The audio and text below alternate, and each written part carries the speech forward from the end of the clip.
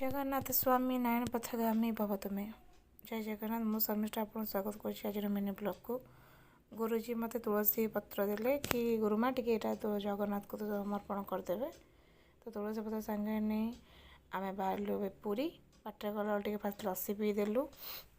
ठंडा ठंडा लस्सी पी मतलब फाइनाल ठंडा ज्वर भी टे होगा कारण फंक्शन तो अलरेडी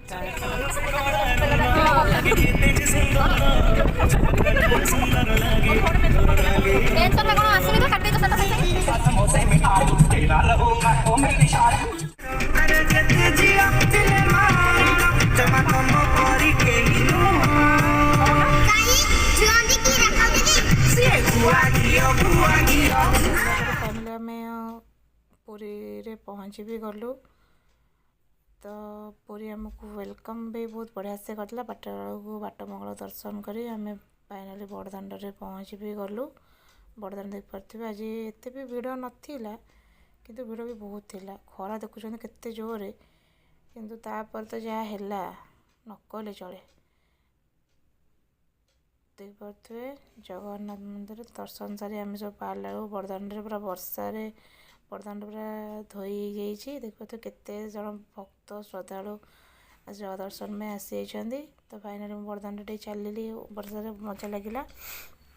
सेठू मो सांगे आम गुरुमा माने समस्त दर्शन बढ़िया से भी करदेचु।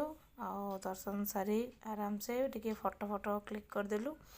सेठू आम गुरुमा मोर टिके वेलकम टू पुरी टिके कही जय जगन्नाथ कही सेठू बाहरलु समुद्र कूल। तो बहुत राति भी होता वर्षा जेहतु होता आम लेट्रे बाहरलु। तो फाइनाली समुद्र कूल पहुँची गलु। झिपझिप वर्षा समुद्र कूल बुलवार मजा टिके नियारा। ये तो मो फास्ट एक्सपीरियंस।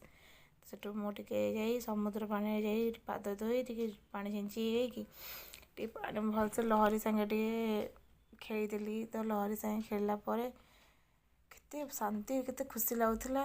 देख पारे मो पछपट साइड बैकग्राउंड रे बिजुली के मारुची देखो केते जो लाइटिंग है पछपटे।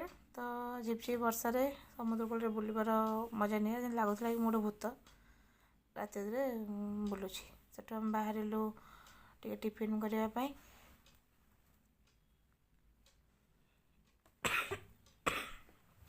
आम गुरुजी ये सब ना लिखिक नहीं गले कौन कौन किए खाइबे।